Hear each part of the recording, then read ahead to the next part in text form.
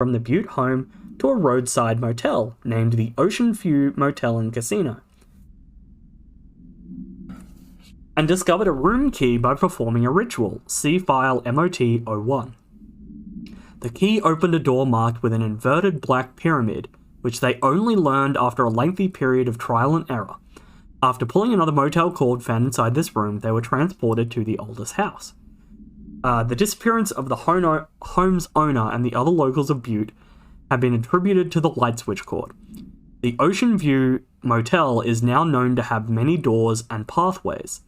Since the occurrence, identical light switch cords to the one found in the Butte home have begun appearing throughout the oldest house. At the time of writing, redacted light cords have been found in the oldest house, located in the redacted and redacted sectors.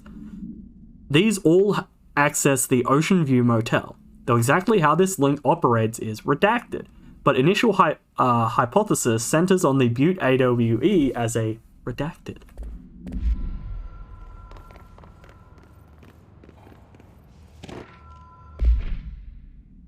Okay, so that's just the people that have gone in. I'm not gonna read over that.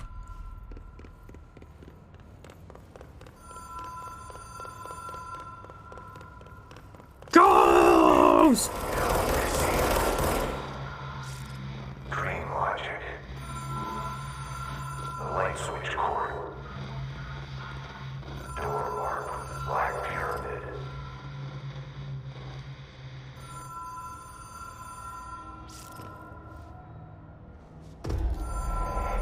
Okay. So yeah, you can see here, notice, Ocean View Motel and Casino entry point, catalyst, light switch, the law of three applies. Ritual attunement required, agent must orientate and anchor motel to their personal frequencies. Hotline is designated for director use only. Disregard of this policy may result in fatal psychic trauma.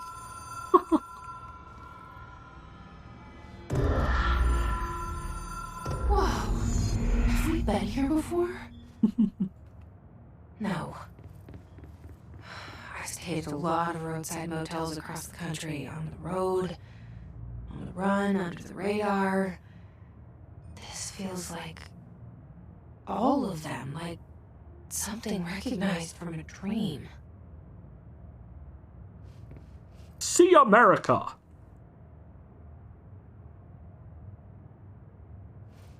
Oh my god, they have pistachio, and potato chips, and more pistachio, and hot and spicy nachos, trail mix, and pretzels, and crackers. Ranger Naturalist Service. Okay. Okay. Hello? Anyone here?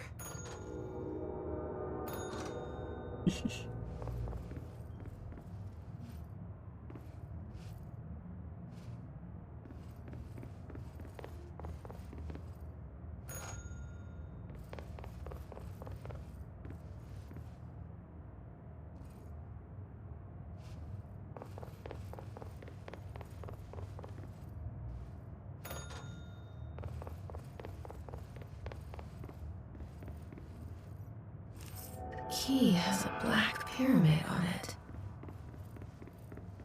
Bum bum bum.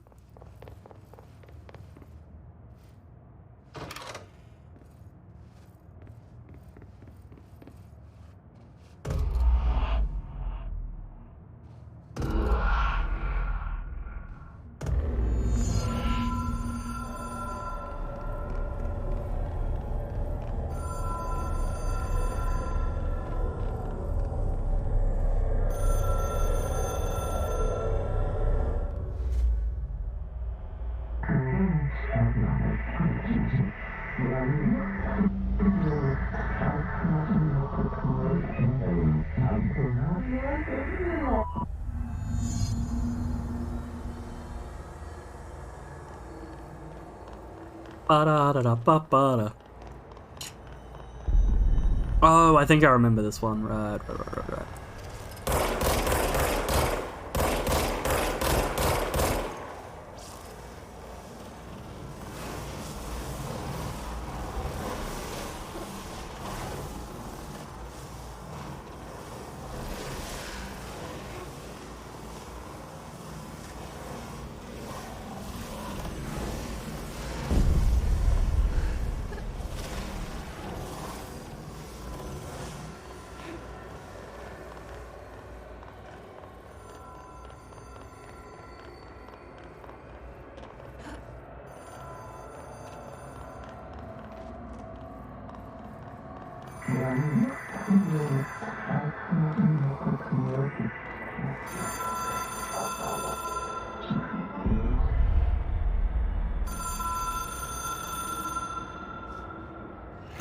It is a phone. It's an object of power. It doesn't connect to any typical network. A direct line to the astral plane and the board. And my hypothesis is, under the right conditions, to other planes of existence as well.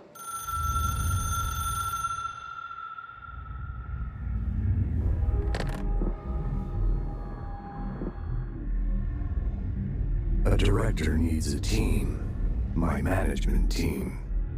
These people know the secrets of the Bureau as well as I do. Some even better. Darling, Tomasi, Salvador, Marshall. Marshall especially, my head of operations. She sees right through me. She knows I don't like relying on people. The only person you should fail is yourself. But things change when you become director.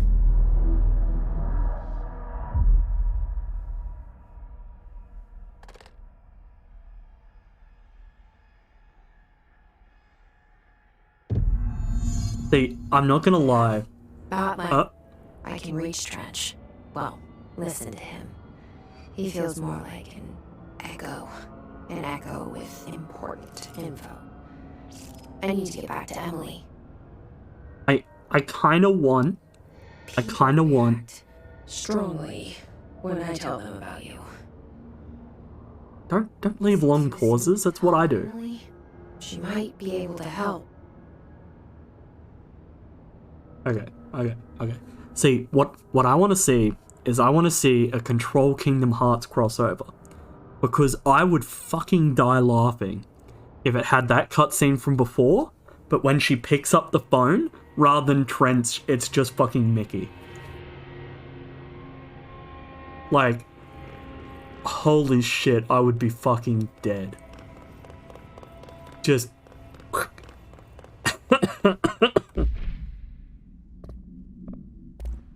Okay, case file hotline. OOP3UE. Object should be inaccessible for use except to the director. Object is a 1960s era red Bakelite telephone. The rotary dial has been replaced with a black knob of unknown purpose. The phone weighs redacted. The object allows the director to communicate with the redacted. If used by anyone other than the director, the object will cause lethal redacted. The object is currently bound to Director Trench. The object spontaneously manifested in the director's office, placed on the desk. Director Northmore was the first known Bureau agent to use it. A battery of tests were run on the object, including redacted and redacted, but its origin remains unknown.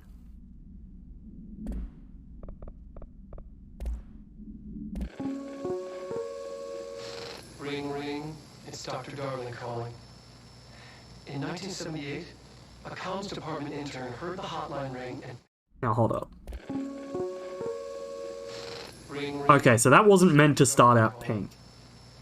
In 1978, a comms department intern heard the hotline ring and picked it up, going against every safety protocol and manual. That was me. She never recovered, and the handful of witnesses required extensive memory repression therapy. It is a phone. It's an object of power.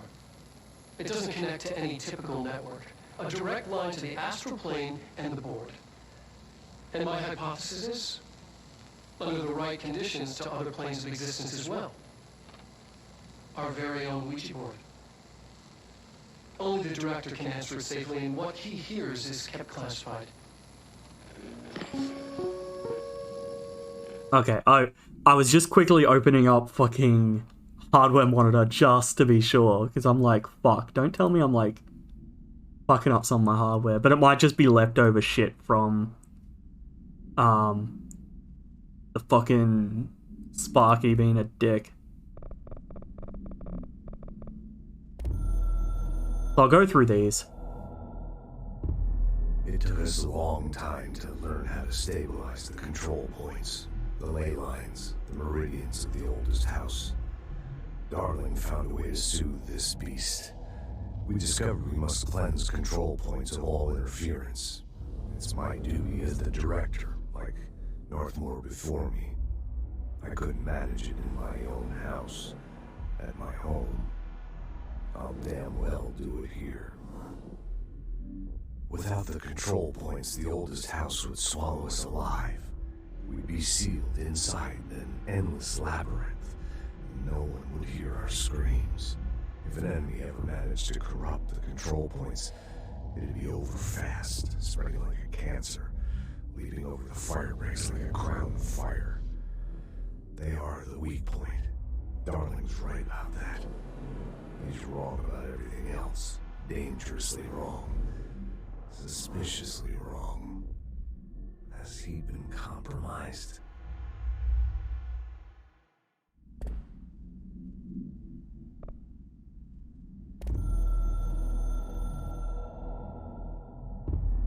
I can hear the hotline ringing in my dreams, constantly ringing. Ringing so loud I can't hear the voice I'm straining to understand. Why don't I pick up? It's a secure line of communication with the board. They would tell me what I need to know. Do I fear their answers? Would they have warned me of this threat? I didn't see it coming. The traitor in our midst. A conspiracy plotted right behind me. I can't trust anyone. I must assume all my intel has been manipulated. The hotline is the only channel I can trust. Bind it, control it. The rule and the ritual with objects of power.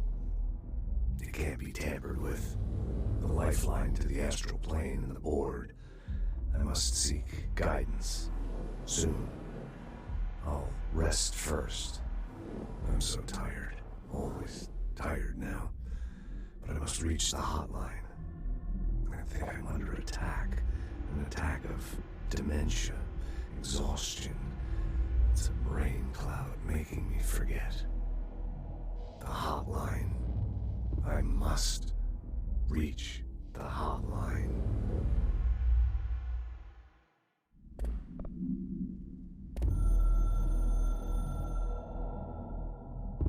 A director needs a team. My management team. These people know the secrets of the Bureau as well as I do. Some even better. They have proven themselves. Darling, Tomasi, Salvador, Marshall. Marshall especially, my head of operations. She sees right through me. She knows I don't like relying on people. The only person you should fail is yourself. So I followed my own orders. Northmore hated my guts for that. But things change when you become director. You suddenly see this dark void for the horror show it truly is, filled with screaming fear we pretend to control. Sand leaks through my fingers. The roses I pruned in the garden back when I still had a family, all dead. Heat escapes my body. My thoughts are scattered. The universe keeps expanding. I can't keep up with it alone. When I forget that, things go wrong. And my team has to pick up the pieces. Damage control. To help me get out of my mess.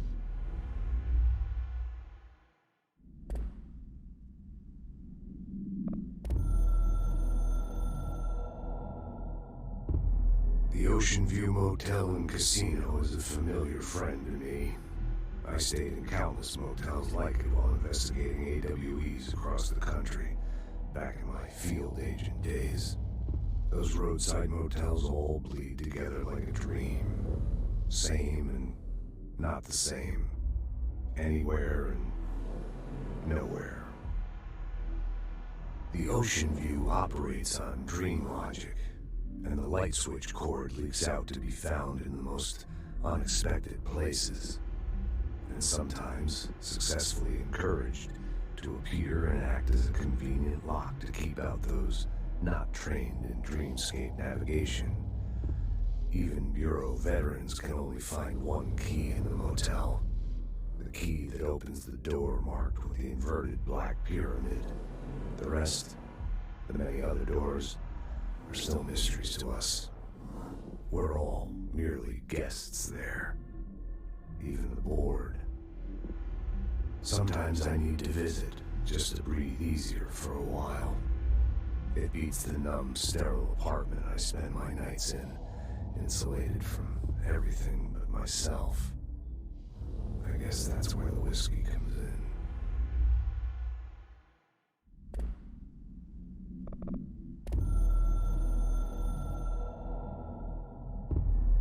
Something's coming. The whisper's growing louder. The worst winter storm in Bureau history.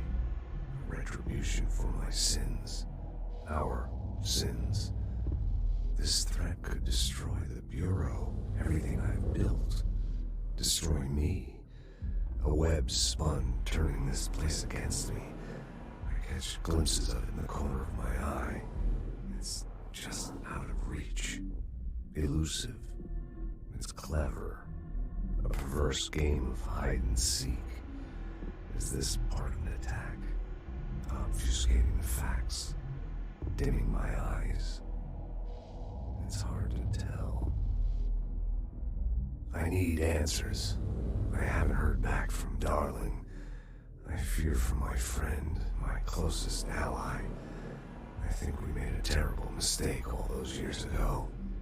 That thing he studies is putting us all in danger. It's my duty as director to keep the Bureau safe. It'll be difficult.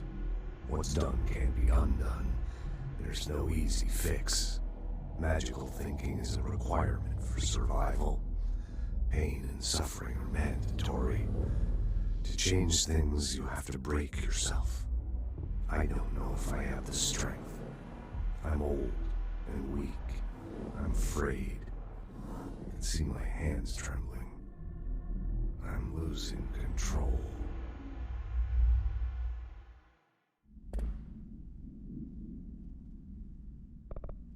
Okay, so that's all from Trench. I will let the directorship play, but it's from the board, which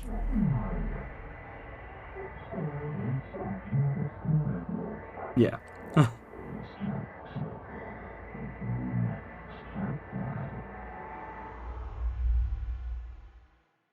So yeah, there you go. That one's a lot shorter.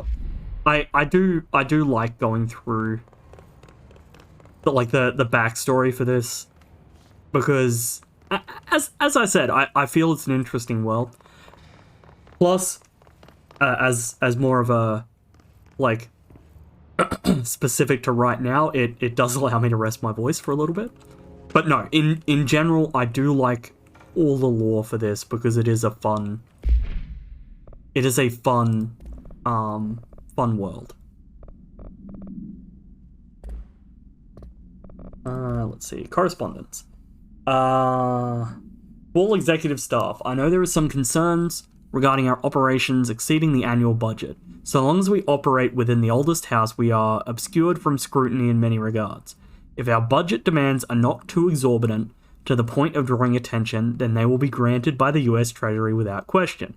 The FBC is just another line in another spreadsheet that some lowly accountant won't even notice. Their eyes will skip over us as if we weren't even there. The nature of the oldest house allows us certain freedoms in how we operate.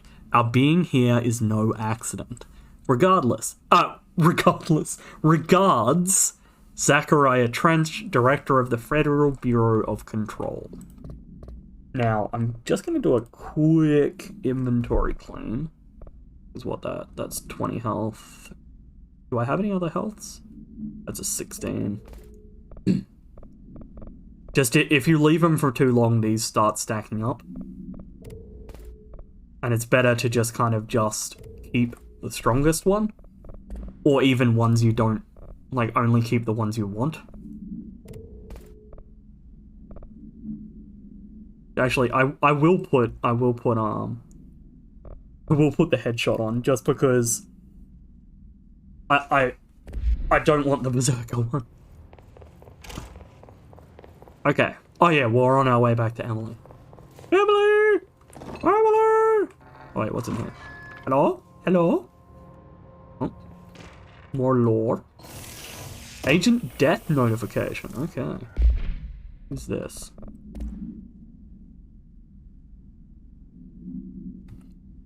Dear Mr. and Mrs. Potts, I regret to inform you that your son, Graham Potts, was killed in active duty this past week. While the details surrounding his death are classified, I am honored to tell you that he died in service of his country. You can be proud of his courage in the face of danger and his commitment to protecting our nation against our enemies. He will be remembered by his comrades and colleagues. I sincerely regret the pain this message will bring you. Take some solace in knowing that his sacrifice helped protect the country he loved so much.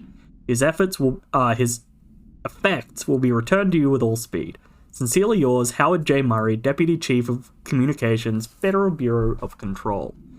Which, funnily enough, if you remember right near the start, where was it?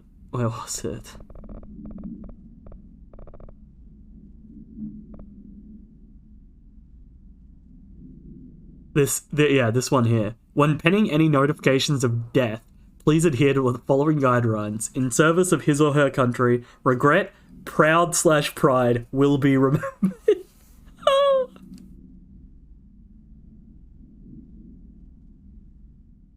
There goes the packets again. A little frustrating, but there we go. I mean, maybe I just have to live with about like 1.5% packet loss. I mean, it's better than a lot of the other numbers it could be. So, Director Jesse Faden. What's this one? Oh, oldest house discovered August 4th, 1964. Yep. Boing, boing, boing, boing, boing, boing, boing.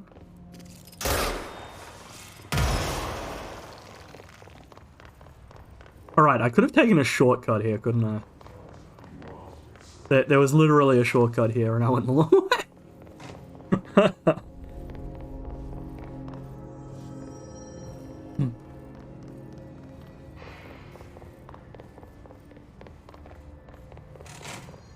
Jesse, did you get the hotline? I mean, how is it out there? The comms, the hiss? Sorry, you made it. I'm glad. No, I didn't. I died. Emily, I'm actually a ghost. let's talk. A ghost! Okay.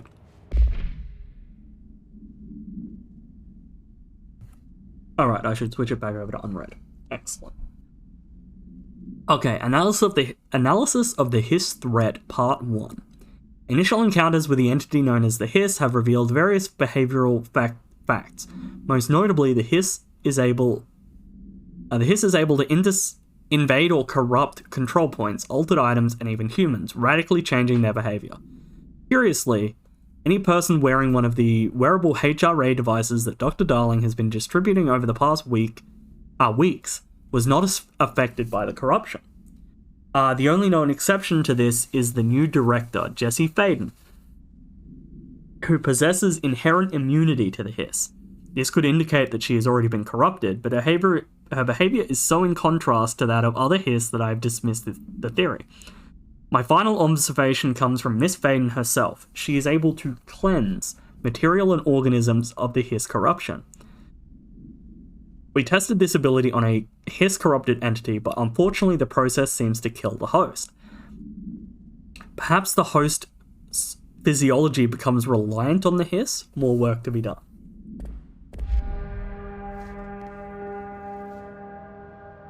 I got the hotline. I can make out what Trench is saying now. Incredible. What did he say? He talked about his management team. People who knew the Bureau's secrets. Your boss, Darling. Tomasi, but he's gone. He's gone. Salvador? He's the head of security. And Marshall? Helen Marshall is head of operations. She's tough, ex-CIA. She took her rangers and went to the research sector to secure the HRA production. She hasn't come back. Someone who could help us. The other sectors. How do I get there? It's impossible because of the internal lockdown. You can perform a directorial override to lift it, but that can only be done in the maintenance sector. Normally, you take the sector elevator down there. It connects all the sectors, but it won't work while the lockdown is in effect.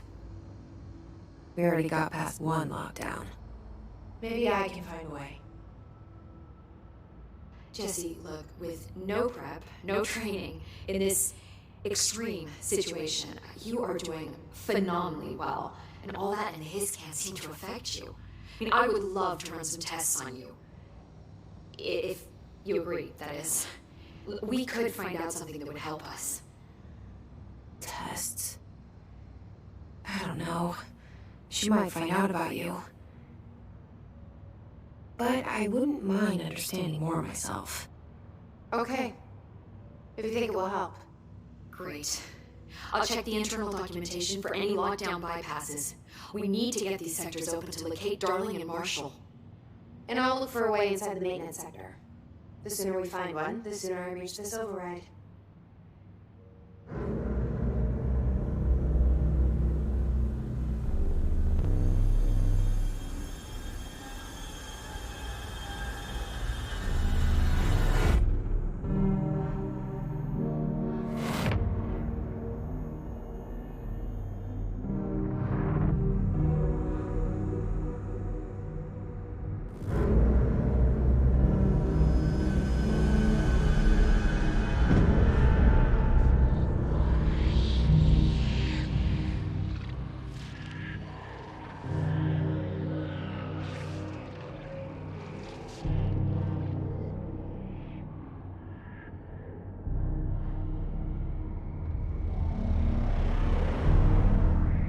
A lot of dramatic weeping,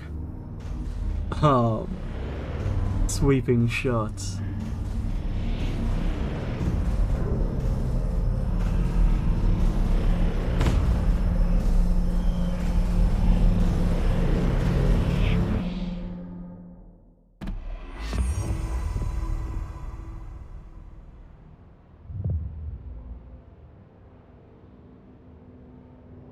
Okay.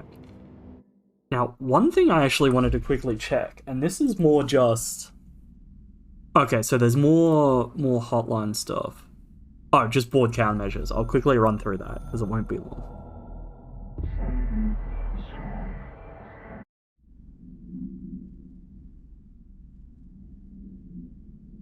Oh, did I pause it? Oh, yeah, I did. God. Right.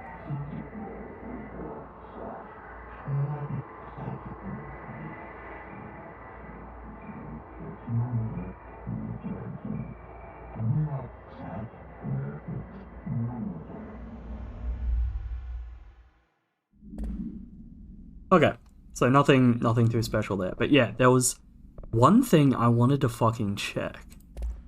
It mentioned about... Where was it? Yeah.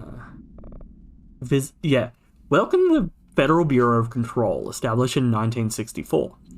So if we're assuming that this is in the 2000s, that means that this has been running for, say, 40 or 50 years. That's a lot of fucking directors over that time, isn't it? Like, that's what? 6, 12, 13? Like, 13 directors they've gone through? Like, is that a lot? I don't know. I haven't paid a lot of attention to companies, honestly. Do you hear that? Someone's singing. Where's it coming from? I'll go look. Hi, Jesse.